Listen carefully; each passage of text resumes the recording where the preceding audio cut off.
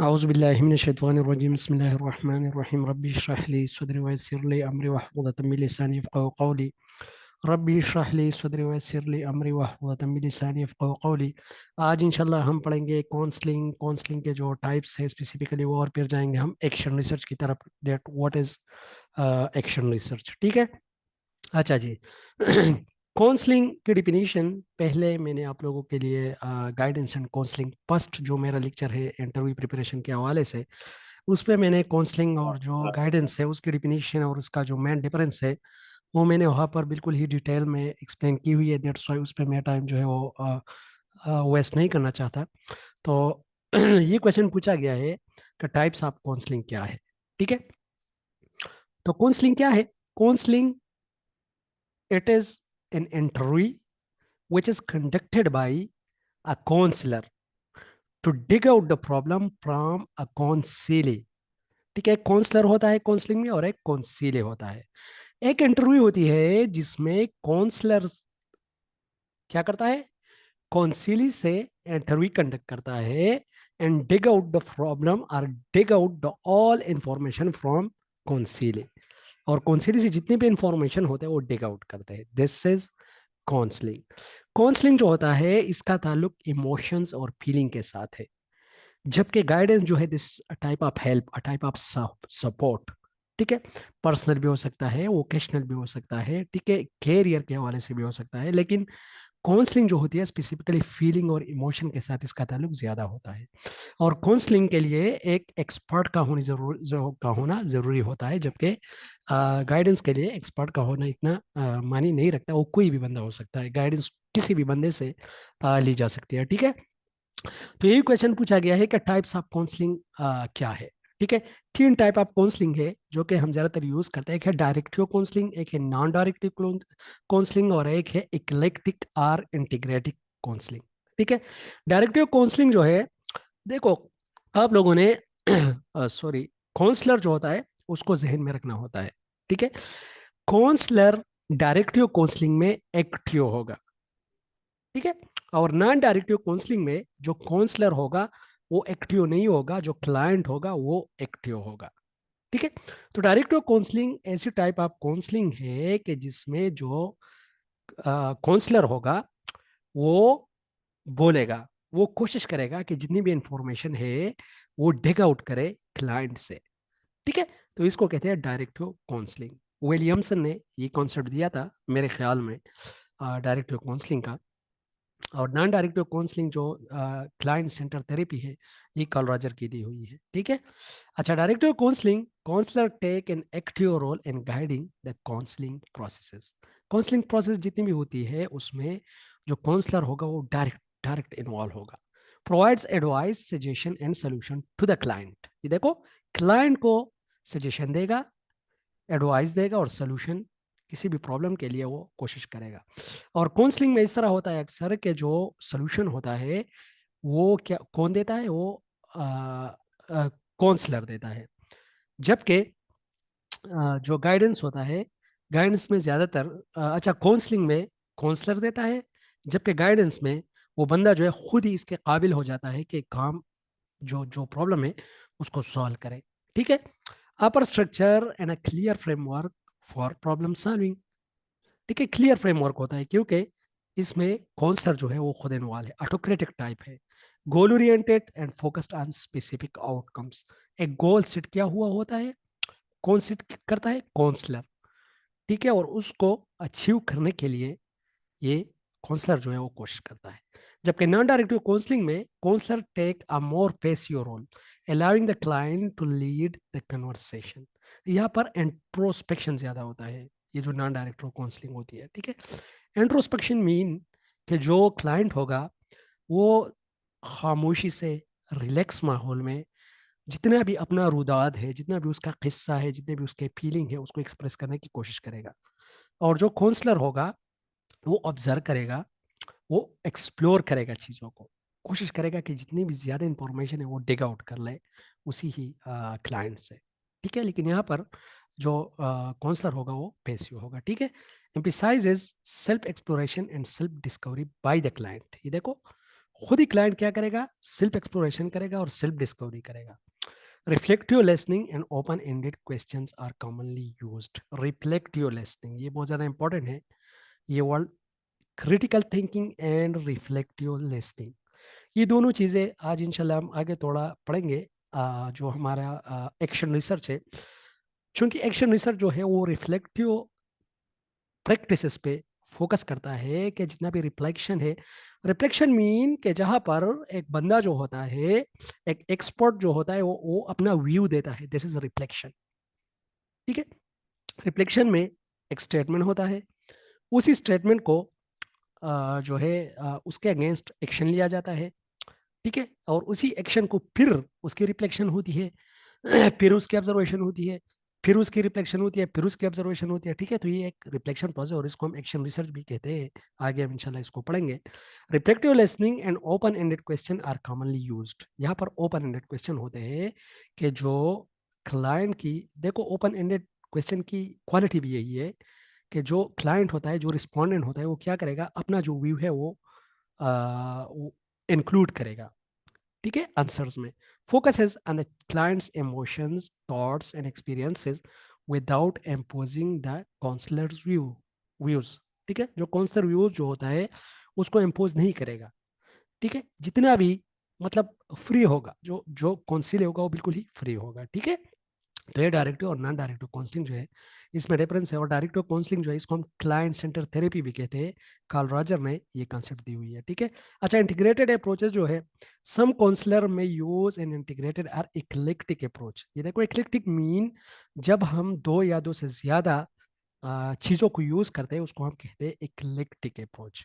ठीक है, ये इस फिलोसफी में भी हम पढ़ेंगे इक्लेक्टिक फिलोसफी। जब दो या दो से ज्यादा फिलोसफीज को सिमल्टेनियसली हम यूज करते हैं उसको हम कहते हैं इक्लेक्टिक फिलोसफी। ठीक है, तो इक्लेक्टिक अप्रोच है combining elements of both directive and non directive styles based on the needs of the client and the nature of the issues being addressed. ठीक है, बिल्कुल ही सिंपल डिफरेंस है इसमें। डायरेक्टिव काउंसलिंग में जो काउंसलर होगा वो एक्टिव होगा, जो कौंसिली होगा वो पेशियो होगा। जबकि नॉन डायरेक्टिव में जो कौंसलर होगा वो पेशियो होगा और जो क्लाइंट होगा वो एक्टिव होगा। इंटीग्रेटेड अप्रोच में दोनों यूज किए जाएंगे। ठीक है, जहां पर जरूरत होगी उसी जरूरत के मुताबिक जो क्लाइंट और जो काउंसलर की जो रोल है, रिस्पॉन्सिबिलिटी से वो चेंज होती रहेगी। ठीक है, तो ये है तीन टाइप्स ऑफ काउंसलिंग। ठीक है, समझ लग गई? कोई क्वेश्चन, कोई कंफ्यूजन?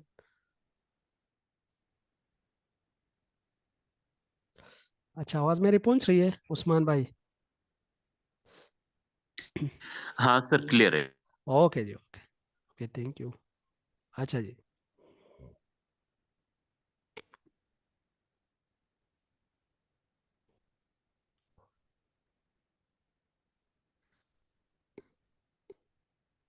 अच्छा जी, एक्शन रिसर्च ये बहुत ही ज़्यादा इंपॉर्टेंट है। अगर रिसर्च पूछा भी जाएगा तो इसी एक्शन रिसर्च से ही पूछा जाएगा, क्योंकि ये ज़्यादातर एजुकेशन में जो है बहुत ही ज़्यादा ये यूज़ होता है। ठीक है, क्यों यूज़ होता है, ये सारे क्वेश्चन जो है अभी अभी इंशाल्लाह आप लोगों के क्लियर हो जाएंगे। ठीक है, एक्शन रिसर्च जो है, इसका जो कॉन्सेप्ट है ये दिया हुआ है कर्ट लेविन ने। कर्ट लेविन ने एक और भी थ्योरी दी हुई है जिसको हम कहते हैं फोर्स फील्ड एनालिसिस। ठीक है, फोर्स फील्ड एनालिसिस में कटलीवन कहता है फोर्स का मतलब है कुव्वत, फील्ड का मतलब है ऑर्गेनाइजेशन, एनालिसिस का मतलब है एनालिसिस। ठीक है, तो फोर्स फील्ड एनालिसिस ये क्वेश्चन भी पूछा गया, इसलिए मैं आप लोगों को ये एक्सप्लेन कर रहा हूँ। कटलीवन कहता है कि एक ऑर्गेनाइजेशन के अंदर कुछ अपोजिंग फोर्सेस होती है और कुछ सपोर्टिंग फोर्सेस होती है। ठीक है, जब अपोजिंग फोर्सेस जो है वो ज्यादा होती है as compare to supporting forces की, तो ऑर्गेनाइजेशन में चेंज नहीं आ सकता, उसमें बिगाड़ आता है। ठीक है, वो प्रोडक्टिविटी की तरफ नहीं जा सकता। जब एक ऑर्गेनाइजेशन के अंदर जो सपोर्टिव फोर्सेस होते हैं वो ज्यादा हो जाते हैं और जो अगेंस्ट फोर्सेस होते हैं, जो अपोजिंग फोर्सेस होते हैं वो कम हो जाते हैं, तो ऑर्गेनाइजेशन में चेंज आ जाती है, ऑर्गेनाइजेशन जो है वो बेटरमेंट की तरफ चलने लगता है। दिस इज कटलियन सेज। और कटलियन ने फोर्स फील्ड एनालिसिस की जो थ्योरी थी वो भी दी थी, इसलिए मैंने आप लोग को वहां पर इसको वहां पर लिंक किया। कटलियन कहता है, जर्मन अमेरिकन सोशल साइकोलॉजिस्ट है, who is considered to be the founder of action research, first used this term in 1940s. Action research is the process of finding the solution through problem solving technique. It is done in group. ये देखो, ये एक बड़ी quality है इसकी कि it is done in groups. First ये group में किया जाएगा, ठीक है. During the activity and progress, यहाँ पर ये पॉइंट अंडरस्टैंड करने की कोशिश कीजिएगा. ड्यूरिंग द एक्टिविटी, जिस तरह हम फॉर्मेटिव असेसमेंट करते हैं, ड्यूरिंग करते हैं, तो during the activity it is as in progress. ये ड्यूरिंग होती है. फॉर एग्जांपल एक क्लास है, क्लास चल रहा होता है, तो उसी दौरान टीचर क्या करता है, इसको हम टीचर रिसर्च भी कहते हैं, ठीक है, क्योंकि ये टीचर खुद ही कंडक्ट करता है ज्यादातर. तो एक्टिविटी जो है, जब प्रोसेस हो, क्लास चल रहा होता है या कोई एक्टिविटी चल रही होती है टीचिंग लर्निंग से रिलेटेड, तो वहाँ पर क्या होगा, जो टीचर होगा वो ऑब्जर्व करेगा. वो जो प्रोसेस है, मैं आप लोग को प्रोसेस बताऊंगा कि कौन कौन से प्रोसेस है इसमें, ठीक है. The action research is free from the theoretical responses. ये भी बहुत ज्यादा इंपॉर्टेंट है. देखो यहाँ पर ये तीन बहुत ही प्रोमिनेंट क्वालिटीज है इसके. It is done in groups, number one. Number second, done during, second quality हो गई. It is free from the theoretical response, मतलब ये कि इसका कोई लिटरेचर रिव्यू नहीं होता, ठीक है. अक्सर हम देखते हैं जितने भी रिसर्चेस होते हैं, तो उसमें एक लिटरेचर रिव्यू का एक चैप्टर होता है, या थियोरिटिकल फ्रेमवर्क जिसका होता है कि ये रिसर्च जो है इसी थ्योरी को अप्रोच कर रही है, ठीक है. तो इसमें जो है थियोरिटिकल फ्रेमवर्क नहीं होता. Action research is a process of systematic inquiry that seeks to improve social issues affecting the lives of everyday people. यहाँ पर क्वेश्चन ये राइज होता है कि अगर ये चीज़ इसमें नहीं होती, तो फिर ये किस तरह सिस्टमैटिक इंक्वायरी हो गई, ठीक है. चूंकि इसमें ऑब्जर्वेशन इन्वॉल्व है, और जो ऑब्जर्वेशन है दिस इज समथिंग सिस्टमेटिक, तो इसीलिए इसको हम सिस्टमेटिक इंक्वायरी कह सकते हैं. अदरवाइज अगर हम देखें, सिस्टमेटिक और साइंटिफिक प्रोसेस क्या होता है, फर्स्ट हमने जो है एक जो है प्रॉब्लम आइडेंटिफाई करनी होती है, उसके अगेंस्ट हमने एक हाइपोथेसिस डेवलप करनी होती है. हाइपोथेसिस के बाद हमने data collection, then data analysis, then data interpretation, and then conclusion, और लास्ट में हम अपना एब्स्ट्रैक्ट दे देते हैं, ठीक है. तो ये क्या होता है, वो हमारे पास एक साइंटिफिक और सिस्टमेटिक और साइंस साइंस एक तरीका होता है, एक साइंटिफिक वे होता है. लेकिन यहाँ पर ये सिस्टमेटिक इसलिए है कि यहाँ पर ऑब्जर्वेशन इन्वॉल्व है, ठीक है. ऑब्जर्वेशन इसमें मस्ट होगी. Inquiry that seek to improve social issues affecting the lives of everyday people. किसी ने ये क्वेश्चन पूछा था मुझसे, ये पहले मैं इस पे एक लेक्चर दे चुका हूँ, कि ये जो एक्शन रिसर्च है ये जस्ट क्लासरूम में यूज होता है कि नहीं, और जगहों पे भी यूज हो सकता है, ठीक है. तो ये आप लोग अगर इस स्टेटमेंट को देखो, तो यहाँ से आप लोगों का ये क्वेश्चन भी क्लियर हो जाएगा कि ये जो एक्शन रिसर्च है ये हम हर जगह पर यूज कर सकते हैं. जरूरी नहीं कि इसको हम क्लासरूम में ही यूज कर लें, लेकिन एक्शन रिसर्च वहां पर यूज होगा जहां पर जो है प्रॉब्लम की सोल्यूशन इमीडिएट चाहिए होगी, ठीक है. Immediate solution of the problem जहां पर चाहिए होगी, वहां पर हम एक्शन रिसर्च यूज कर सकते हैं. Action research tend to help the classroom teacher to improve the educational practices and resolve the educational problem. ये देखो, फॉर एग्जांपल क्लासरूम के अंदर कुछ मसले हैं, तो उसको एक टीचर क्या करेगा, एड्रेस करेगा, उसके लिए प्लान करेगा, फिर उसी तरह एक्ट करेगा, फिर ऑब्जर्व करेगा, फिर रिफ्लेक्ट करेगा, फिर प्लान, फिर एक्ट, फिर ऑब्जर्व, फिर रिफ्लेक्ट. ये देखो, रिफ्लेक्शन इसमें जरूरी है. जिस तरह हिस्टोरिकल रिसर्च में इंटरनल और एक्सटर्नल क्रिटिसिज्म होता है, तो इसी रिसर्च में इसकी एक क्वालिटी है कि इसमें रिफ्लेक्शन होता है, ठीक है. और रिफ्लेक्टिव प्रैक्टिसेस जिसको हम कहते हैं, मतलब जो ग्रुप होता है या जो टीचर होता है, वो अपना व्यू दे देता है और वो अपने तरीके से इसको सॉल्व करने की कोशिश करता है. इस तरह नहीं होता कि एक एब्स्ट्रैक्ट आ गया और वहां पर जो फाइंडिंग आ गए, बस बात खत्म हो गई. नहीं, यहाँ पर बात सोल्यूशन तक जाती है. जबकि वहां पर जो रिसर्च में वो फाइंडिंग आ जाती है, बात खत्म हो गई. नहीं, यहाँ पर बात हमने सोल्यूशन तक पहुंचानी है. This is called, that's why it is called action research, ठीक है. बस क्या होगी, रिफ्लेक्शन होगी, फिर प्लेन होगा, फिर एक्शन होगा, फिर ऑब्जर्व होगा, फिर रिफ्लेक्ट, फिर प्लेन, फिर एक्ट, फिर ऑब्जर्व, फिर रिफ्लेक्शन, ठीक है. मतलब टाइम टू टाइम इसकी रिफ्लेक्शन होती रहेगी. जिस तरह मैंने आप लोगों को कहा कि इट्स अ ग्रुप एक्टिविटी, तो ग्रुप होंगे, इंटेलेक्चुअल्स होंगे या स्टूडेंट्स होंगे, और उसके साथ एक टीचर हो सकता है या बहुत सारे टीचर भी हो सकते हैं. फॉर एग्जाम्पल क्लासरूम के अंदर एक मसला है और उसी मसले को सॉल्व करना है, तो वो सॉल्व नहीं हो रहा, तो उसके लिए ये रिसर्च किया जा सकता है, ठीक है. और रिफ्लेक्शन कौन देगा, जो एक्सपर्ट्स होंगे, जो इंटेलेक्चुअल्स होंगे, कौन होंगे, टीचर्स होंगे, हेडमास्टर होगा उनके साथ, ठीक है. तो उस पर अपना रिफ्लेक्शन देगा. उन्होंने जो मतलब व्यू जो उसका होगा जिसको हम इनसाइट कहते हैं, तो इनसाइट दे के वो क्या करेगा, रिफ्लेक्ट करेगा। ठीक है। तो ये ज्यादातर क्लासरूम के प्रॉब्लम जो होते हैं उसके लिए यूज होता है। ठीक है। इसका एक और नाम भी है जिसको हम कहते हैं साइक्लिकल रिसर्च। ठीक है। एक्शन रिसर्च का दूसरा नाम साइक्लिकल रिसर्च है, या इसका दूसरा नाम क्लासरूम रिसर्च भी है। क्लासरूम रिसर्च, एक्शन रिसर्च और साइक्लिकल रिसर्च, तीनों एक ही टाइप के रिसर्च है। ठीक है। अच्छा, एक्शन रिसर्च जो है, a systematic approach to solving problems and improving practices through reflective inquiry and collaboration. ये देखो, रिफ्लेक्शन इसमें बहुत ज्यादा जरूरी है। जिस तरह मैंने आप लोगों को कहा कि हिस्टोरिकल रिसर्च में इंटरनल एंड एक्सटर्नल क्रिटिसिज्म होता है, तो इसमें रिफ्लेक्टिव इंक्वायरी होती है। ठीक है। एंड कोलाबोरेशन, ये देखो कोलाबोरेशन मीन ओवरऑल एक ग्रुप इन्वॉल्व होगा इसमें। It is a research method that emphasizes the active involvement of practitioners or stakeholders in the research process, aiming to address real-world issues and create positive change. Action research typically involves cycles of planning, acting, observing and reflecting. जिस तरह मैंने आप लोगों को पहले भी कहा, जो पिछले स्लाइड्स में है, प्लानिंग होगी, एक्टिंग, ऑब्जर्विंग, फिर रिफ्लेक्टिंग, फिर अगेन ये साइकिल रिपीट होगा, प्लानिंग होगी, एक्टिंग, ऑब्जर्विंग एंड रिफ्लेक्टिंग, फिर इसी तरह ये प्रोसेस जो है, ये साइकिल जो है रिपीट होता जाएगा। ठीक है।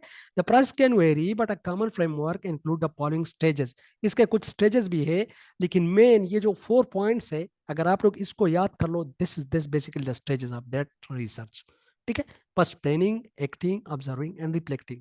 यहाँ पर आइडेंटिफाई अ प्रॉब्लम, एक प्रॉब्लम जरूर होना चाहिए, प्रॉब्लम नहीं होगा तो फिर हम रिसर्च किस लिए करेंगे।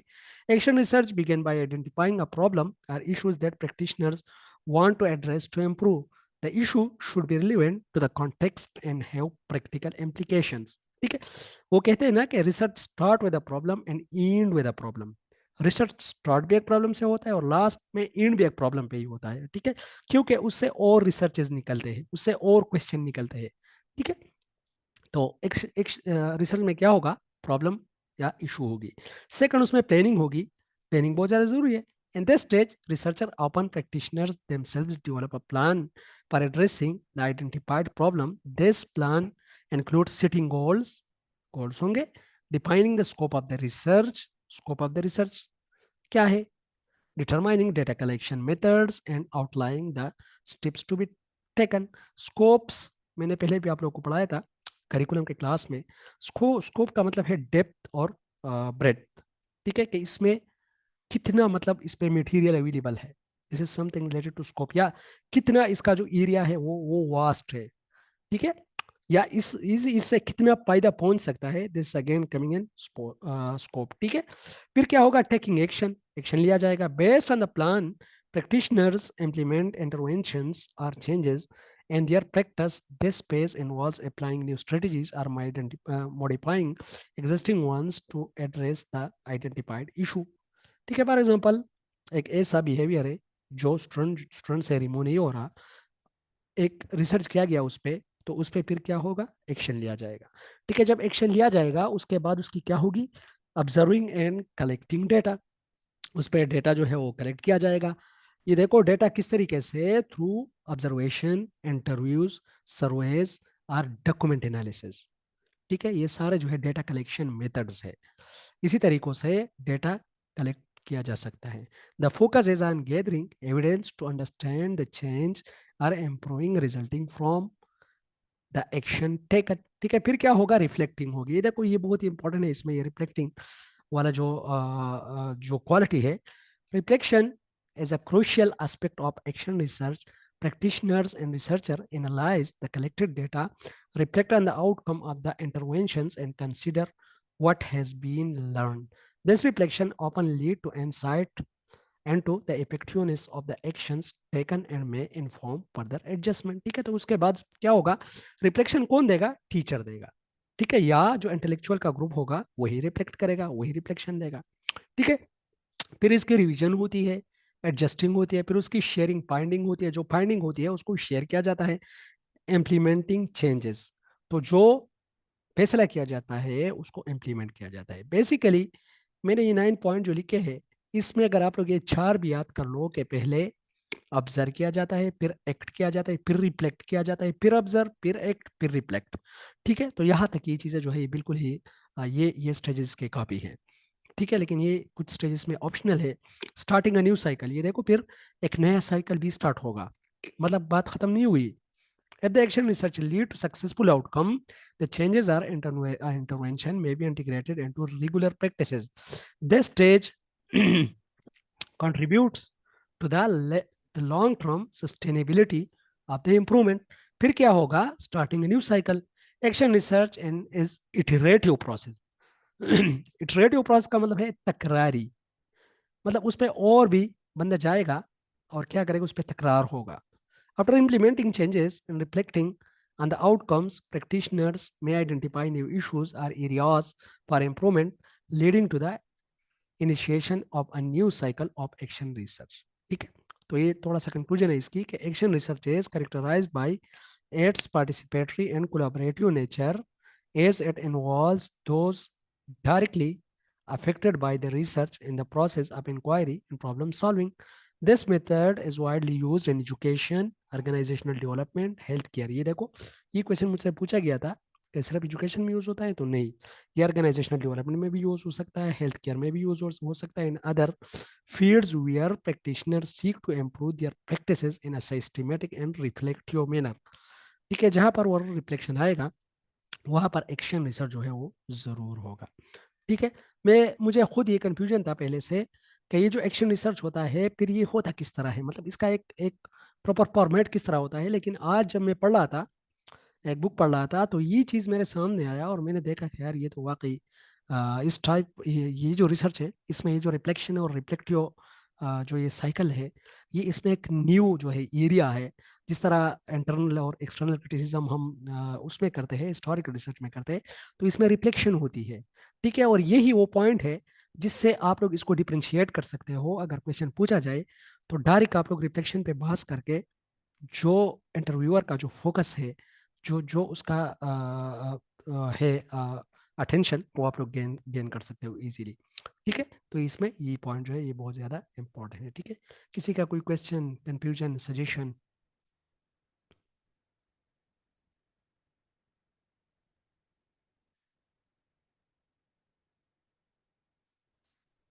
अच्छा जी। आगे जो टॉपिक है वो है माइंड मैपिंग। ठीक है, ये माइंड मैपिंग जो है ये भी स्पेसिफिकली रिफ्लेक्टिव टेक्निक है। ठीक है, क्योंकि ये भी एक ग्रुप ही करता है। जिस तरह ब्रेनस्टॉर्मिंग होती है इसी तरह माइंड मैपिंग ये होती है। ठीक है, माइंड मैपिंग में क्या होता है, सेंट्रल एक इशू होती है, ये देखो जिस तरह ये सब्जेक्ट लिखा है। ठीक है, उसके अगेंस्ट आइडियाज डेवलप हो जाते हैं। ठीक है, और फिर उस आइडियाज के अपने सब आइडियाज होते हैं। फॉर एग्जाम्पल, सब्जेक्ट में हमारा सब्जेक्ट है drop out, how to decrease drop out. ठीक है, किस तरह हम ड्रॉप आउट को डिक्रीज कर सकते हैं, ये हमारा सब्जेक्ट हो गया। तो इसके लिए कुछ आइडियाज आएंगे, क्योंकि एक ग्रुप होगा, जाहिर बात है।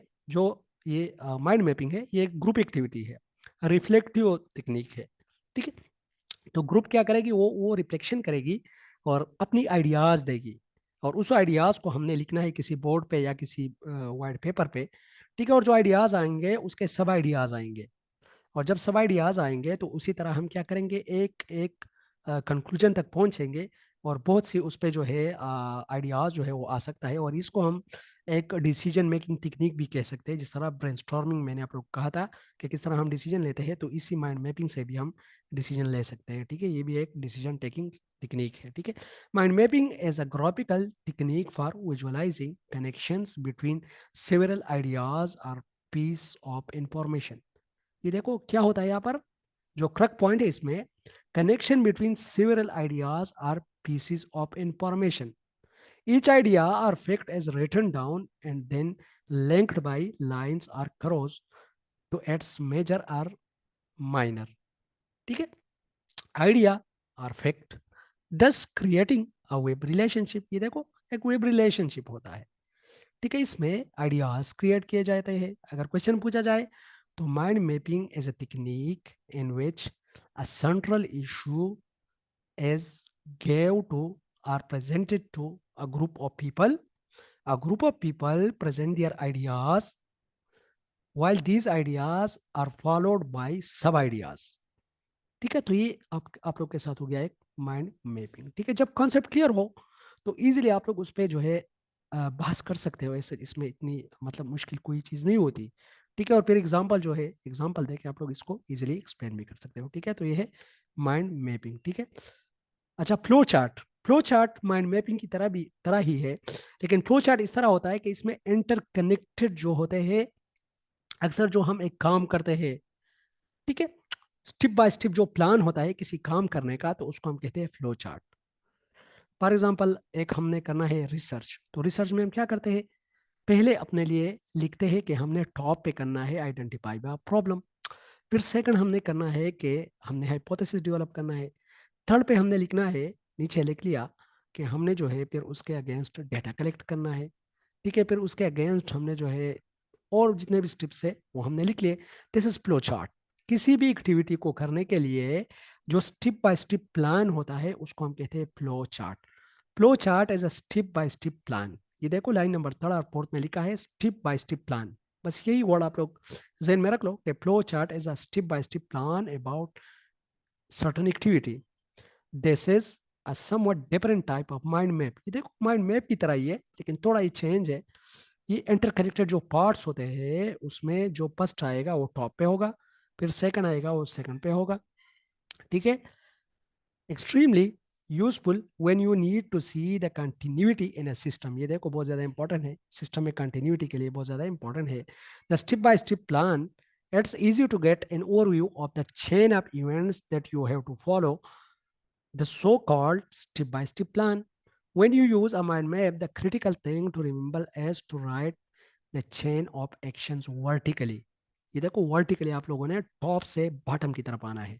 जिस तरह वो हम लिखते हैं एक बुक्स में जो मैंने देखा था, फूड चेन। तो फूड चेन भी फ्लोचार्ट का ही एक टाइप है। ठीक है, या फॉर एग्जाम्पल हम एक एक्टिविटी करते हैं तो उसके लिए एक फ्लो चार्ट बनाते हैं कि हमने इस तरह करना है, फिर उसके बाद हमने इस तरह करना है, फिर पिशावर जाना है, पिशावर जाके मैं ये करूंगा, फिर वो करूंगा, सारी चीजें मैंने जो लिंक किए from top to bottom, this flow chart. ठीक है, पोर्टफोलियो पहले पढ़ाया भी है। Purposeful collection of student work is called portfolio. Purposeful collection of student work is called portfolio. ठीक है, professional portfolio as a representative group of document. ये देखो प्रोफेशनल का वर्ड मैंने यूज किया, बहुत ही इंटरेस्टिंग चीज है कि प्रोफेशनल होता क्या है, प्रोफेशनलिज्म क्या होता है, वोकेशन क्या होता है। एक आम टीचर, एक प्रोफेशनल टीचर, एक आम हेडमास्टर, एक प्रोफेशनल हेडमास्टर के दरमियान फर्क क्या होता है। ठीक है, प्रोफेशनल वो बंदा होता है जिसके साथ स्पेशलाइज्ड नॉलेज एंड स्किल्स होते हैं। ठीक है, और professionalism is a type of profession or it's a type of vacation which have certain skills। ठीक है, जिसके certain skills होते हैं। ठीक है, इंशाल्लाह मैं आप लोगों को पढ़ाऊंगा प्रोफेशनल क्या है, प्रोफेशनलिज्म और प्रोफेशनल के दरमियान डिफरेंस क्या है। ये चीज़ें बहुत ज़्यादा इंपॉर्टेंट है, being a headmaster, being a teacher, ये चीज़ें हमें सीखनी चाहिए। Professional portfolio as a representative group of documents that provide evidence of one's knowledge, attitudes, beliefs and skills। जितने भी स्टूडेंट होंगे स्कूल के अंदर, तो उसके नॉलेज, एटीट्यूड्स, बिलीव्स और स्किल्स के बारे में जो एक डॉक्यूमेंट होता है उसको हम पोर्टफोलियो कहते हैं, या सिंपली हम कह सकते हैं कि portfolio is the purposeful collection of student work. ठीक है, इसके कुछ टाइप्स है। वर्किंग पोर्टफोलियो वर्किंग पोर्टफोलियो जो है, जब एक प्रोसेस चल रहा होता है, अभी तक कंप्लीट नहीं है। The working portfolio is a purposeful collection of student work in progress. इसको हम प्रोसेस पोर्टफोलियो भी कहते हैं, वर्किंग पोर्टफोलियो और प्रोसेस पोर्टफोलियो, क्योंकि जो वर्क है, आईएनजी, मतलब जो वर्क है वो स्टार्ट है, कंप्लीट नहीं हुई। ठीक है, तो वर्किंग पोर्टफोलियो हो गई। डेवलपमेंटल पोर्टफोलियो हो गया, या डेवलपमेंट पोर्टफोलियो जब एक काम, एक स्ट्रक्चर कंप्लीट हो जाता है, और उसी काम के कंप्लीट होने के बाद जो हम पोर्टफोलियो बनाते हैं या कलेक्शन ऑफ इंफॉर्मेशन करते हैं, तो उसको हम कहते हैं development portfolio. Developmental portfolio represent a completed selection of student work. ठीक है, अच्छा, शोकेस पोर्टफोलियो, जिस तरह हम शोकेस में जो हमारे खास बर्तन होते हैं वो रखते हैं, तो शोकेस पोर्टफोलियो में स्टूडेंट की जो बेस्ट परफॉर्मेंसेज होते हैं, जो अचीवमेंट होते हैं, तो वो हम उसमें ज़्यादातर रखते हैं। ठीक है ना, showcase portfolio shows the students best work and is used to support and document accomplishment in a course, subjected area or any learning activity. ठीक है, तो इसमें क्या होता है, जो बेस्ट बेस्ट फॉर एग्जांपल एक क्विज या एक कंपटीशन में स्टूडेंट ने कुछ चीज़ें जो है वो जीती है, ठीक है, तो हम उसकी जितनी भी चीज़ें हैं उसमें रखते हैं, उसके फाइल के साथ उसको अटैच करते हैं। ठीक है, ये अच्छे स्कूल्स की क्वालिटी होती है कि हर एक स्टूडेंट का अपना एक फाइल होता है। यहाँ पर हमारे जो गवर्नमेंट स्कूल्स है, अनफॉर्चुनेटली हम तो ये पोर्टफोलियो और ये चीज़ें जानते भी नहीं। अगर जानते हैं तो हम इतना मेहनत नहीं कर सकते कि फॉर एग्जांपल 250 स्टूडेंट है और 250 के 250 फाइल्स हो हमारे साथ। ठीक है, उसमें इलेक्टोरल रिकॉर्ड और जो पोर्टफोलियो है, देखो इलेक्टोरल रिकॉर्ड जो है, जो एक्टिव बिहेवियर स्टूडेंट के होते हैं वो रिकॉर्ड उसमें रखा जाता है। जो पोर्टफोलियो होता है ये असेसमेंट के लिए ज़्यादातर यूज होता है, पोर्टफोलियो। ठीक है, और portfolio it's in authentic assessment. इसको हम अथेंटिक क्योंकि ये जब स्टूडेंट क्लास के अंदर आता है from the start day till the end, सारे उसके जितने भी परफॉर्मेंसेस होते हैं, अचीवमेंट्स होते हैं, उसमें नोट किए जाते हैं। ठीक है, तो ये एक अथेंटिक है, एक अथेंटिक असेसमेंट है पोर्टफोलियो। ठीक है, और शोकेस और इस तरह डेवलपमेंटल पोर्टफोलियो और वर्किंग पोर्टफोलियो, इसके तीन टाइप्स है। ठीक है, अच्छा आगे हम जाते हैं लीडरशिप। बहुत ही इंटरेस्टिंग टॉपिक है। Leader is a person who motivate and guide. Leader कौन होगा, जो मोटिवेट करेगा और गाइड करेगा। Leader is a person who motivate and guide, while leadership is the process of motivating and guiding someone. ठीक है, एक होता है फॉलोअर, एक होता है सबॉर्डिनेट। सबॉर्डिनेट जो होते हैं वो बाउंड होते हैं, फॉलोअर जो होते हैं वो बाई चॉइस होते हैं। ठीक है, follower are more strong as compare to subordinate. ठीक है, क्योंकि सबॉर्डिनेट जो होते हैं वो बेचारे उनको काम करना ही होता है। बेशक वो सैलरी तक बाउंड होते हैं, वो उसकी मतलब जो वो ना नहीं कर सकता क्योंकि वो सबॉर्डिनेट है आपके अंदर। लेकिन जो फॉलोअर होता है, फॉलोअर बाई चॉइस बनता है। ठीक है, वो इस तरह नहीं बनाता कि फॉलोअर बिल्कुल आज़ाद होता है, उसके जो आइडियाज़, उसकी जो जो जो थिंकिंग होती है वो बिल्कुल ही फ्री होती है, बल्कि सबॉर्डिनेट जो होते हैं वो बाउंड होते हैं। ठीक है, the leadership is a process in which a leader influences and motivates people to get things done. A leadership is a process in which a group of individual is influenced by one individual। अच्छा, अजान भी हो रही है और मेरे ख्याल में टाइम भी बहुत ही कम है। टाइम तो है, टाइम ज़्यादा है, थोड़ा सा आप लोग वेट कर लो। मैं होल्ड करता हूँ, अजान ख़त्म हो जाए तो इंशाल्लाह अगेन हम स्टार्ट करते हैं। ठीक है।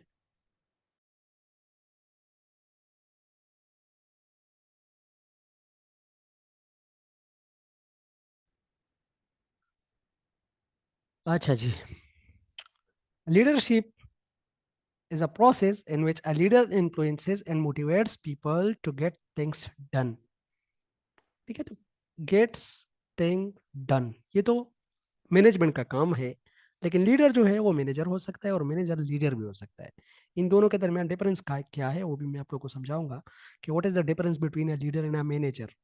ठीक है, or leadership is a process in which a group of individual is influenced by one individual to achieve a common goal। ठीक है, it is a reciprocal process between leaders and followers. ये reciprocal process है। Reciprocal mean के दोनों एक दूसरे को effect करते हैं। रेसिप्रोकल डिटर्मिनिज्म मैंने आप लोगों को अल्बर्ट बेंडोरा में पढ़ाया था कि बिहेवियर का इन्वायरमेंट पे और इन्वायरमेंट का बिहेवियर पे, ये दोनों एक दूसरे को असरअंदाज करते हैं। उसको हमने रेसिप्रोकल डिटर्मिनिज्म जो है वो हमने वहां पर पढ़ा था। Reciprocal process between leaders and followers. There are three terms common in most of the leadership definition. जितने भी लीडरशिप की डिफिनीशन है या जितने भी लीडरशिप है उसमें तीन चीजें बहुत ज्यादा कॉमन है। एक है इन्फ्लुएंस, टीचर इन्फ्लुएंस करेगा, टीचर गोल देगा, और टीचर के फॉलोअर्स सॉरी लीडर के, लीडर इन्फ्लुएंस करेगा, लीडर के गोल होंगे, और लीडर जो है उसके फॉलोअर्स होंगे। ठीक है, किस तरह इन्फ्लुएंस करेगा, अपनी पावर से। ठीक है, पावर कितने होते हैं उसके, आगे हम पढ़ते हैं इसके जितने भी पावर होते हैं टीचर सॉरी लीडर के। ठीक है, टीचर लीडर की जो पहली क्वालिटी है वो है to influence. Leader influence followers through power. ठीक है, पावर के जरिए वो क्या करेगा, इन्फ्लुएंस करेगा। Leader have some power which make them influential because power is the ability to influence। ये देखो शॉर्ट सा डिफिनीशन है, power is the ability to influence, ये पावर की डिफिनीशन है। या power is the ability of a person to influence other person. इस तरह हम भी कह सकते हैं। Power is the ability to influence. There are 5 sources of power within organisation: legitimate power, reward power, and coercive power. These are organizational power. Organisational power जो होते हैं वो legitimate पावर, रिवार्ड पावर और coercive power होते हैं, जबकि personal power जो होते हैं वो होते हैं एक्सपर्ट एंड रेफरेंट पावर। ठीक है, तो जो legitimate, reward and coercive power है, these are organizational, while expert, referent, these two are personal sources of power within the organization. अच्छा, legitimate क्या है? एक ऑर्गेनाइजेशन आपको पावर देता है तब जब आप किसी पोजीशन को जो है हासिल करते हो। जब आप एक पोजीशन पे जाते हो, it's the power due to position. Position की वजह से जो पावर होता है उसको हम कहते हैं legitimate power. It is a formal authority of persons due to their position in an organisation. Using this power, manager influence their subordinates. For example, a boss can assign projects, a police can arrest a citizen, and a teacher assign grades. ठीक है, क्योंकि ये legitimate duty है उसकी, वो एक boss है यहाँ पर। अच्छा, रिवॉर्ड क्या है? Promotion, pay increases, working on special projects, training and developmental opportunities, attractive assignments are the incentives. Leader can use these incentives to influence coworker. ठीक है, कभी जो है हमें ये जो पॉलिटिकल लीडर है, कभी कहते हैं कि रोटी कपड़ा मकान, कभी कहते हैं कि नहीं एक विजन, और कभी कहते हैं कि नहीं हमने जो है इस्तेहकामी पाकिस्तान। तो इसी तरह की ये जो चीज़ें हैं, these are come under reward power. ये जो लीडर्स है ये अपने रिवॉर्ड पावर को यूज़ कर रहे हैं, ये जो जितने भी पॉलिटिशियंस है। ठीक है, तो यहाँ पर क्या होता है, पे इंक्रीजेज होती है या स्पेशल प्रोजेक्ट्स होते हैं, डेवलपमेंट अपॉर्चुनिटीज होती है, अट्रैक्टिव असाइनमेंट होते हैं, ये सारे हमारे पास रिवॉर्ड पावर में होते हैं। कोएर्सिव पावर क्या है? किसी को वार्निंग देना। ठीक है, ये a type of autocratic power है, और इससे दूसरा जो बंदा होता है वो ज़्यादातर डिसएडवांटेज होता है और उसको ज़्यादातर जो है नुकसान पहुंचता है। ठीक है, तो warning undesirable work assignments, withholding की information, demotion, suspension and dismissal और the example of coercive influence. Autocratic leader use frequently this organisational power.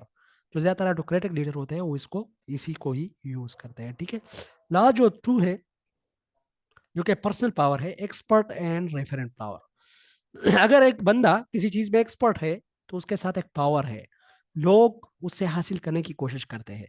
Knowledge, experience and skills are personal sources of power of leaders to influence followers. Leaders having the expert power can influence followers even if they are not high rank position। उसके साथ position नहीं होता, लेकिन उसके साथ skills होते हैं, उसके साथ नॉलेज होता है, उसके साथ एक्सपीरियंस होता है। The influence depend on perception of followers. If followers perceive that the leader's knowledge and skills are relevant and the leader is trustworthy, then influence will be deep and lasting। ठीक है, ये expert का और बड़ा एक powerful power है। Referent power जो है सबसे best power. The referent power is related to personality of a leader. Charismatic leaders are role model for their